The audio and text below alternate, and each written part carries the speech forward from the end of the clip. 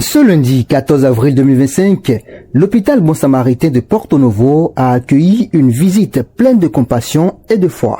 Le groupe de prière La Parole de Dieu d'abord s'est rendu auprès des malades pour prier, réconforter, encourager et apporter une assistance financière à ceux en difficulté, incapables de quitter l'hôpital faute de moyens. Dès 7 heures du matin, le groupe a donné le ton avec une séance de méditation, de prière et d'exhortation dirigée par l'aumônier Bancolé. Le Seigneur, nous connaissons tous, lui, il sait de quoi nous sommes capables. Et lorsque il constate que voilà, nous allons nous perdre, il se met rapidement à notre place et prend position pour nous délivrer. Sous la conduite du Saint-Esprit, un puissant moment d'adoration, de louange et d'intercession a suivi, remplissant les lieux d'une atmosphère spirituelle unique. Et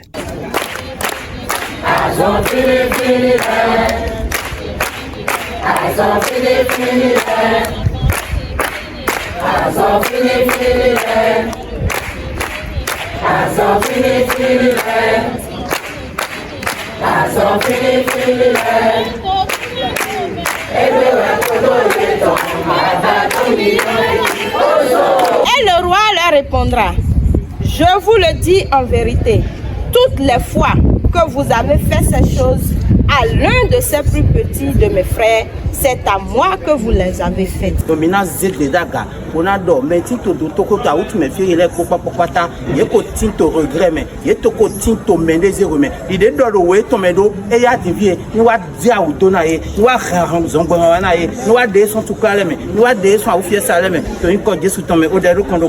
Selon un canevas bien défini, les membres du groupe se sont répartis pour entrer dans les différentes salles de l'hôpital.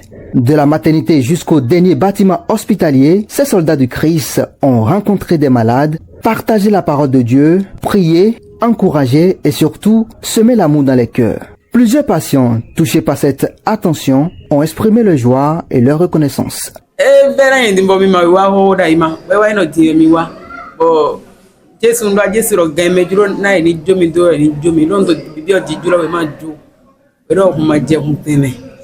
Bomile mawakaka jedimbo yo gbowo iwe ko mi yawa dopo evivi na yen oyero moduna da hode dogora ndidi yen to yen odo dai o Jesu do igege di isetwe nka yen do ise to e mule yen to fi evivi na mbe wa hode po yen ko na o de wen azon gbo Du côté du personnel médical, les témoignages étaient tout aussi émouvants. Une sage-femme, visiblement marquée, nous a partagé ses impressions avec émotion. Et nous remercions Dieu pour le passage de ce groupe de prière. Parce que sans la prière, l'être humain ne peut rien faire de tout. Seul Dieu nous conduit. Et nous travaillons sur des êtres humains. Et puis encore, nous en particulier, que sommes sages-femmes, nous mettons souvent trempés dans le sang humain.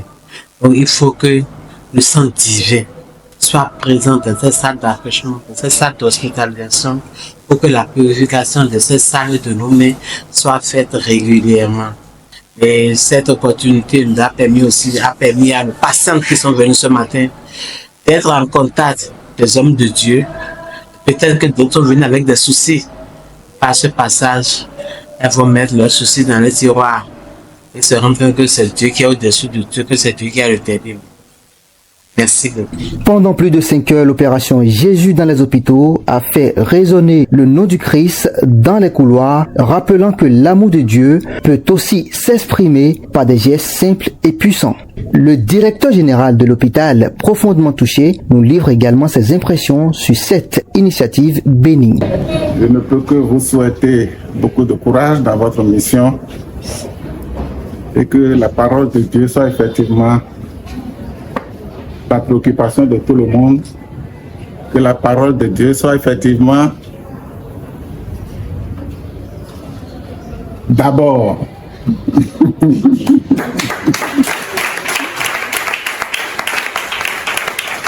Jésus a dit, quand on lui a posé la question, quel est le plus grand commandement, il a répondu, le plus grand commandement, c'est d'aimer Dieu de tout son cœur, de toute son âme et de toute sa pensée. Est-ce que nous le faisons?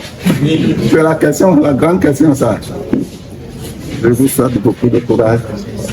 Dieu va vous fortifier, il va vous encourager pour que la parole atteigne tout le monde. Et je vous remercie.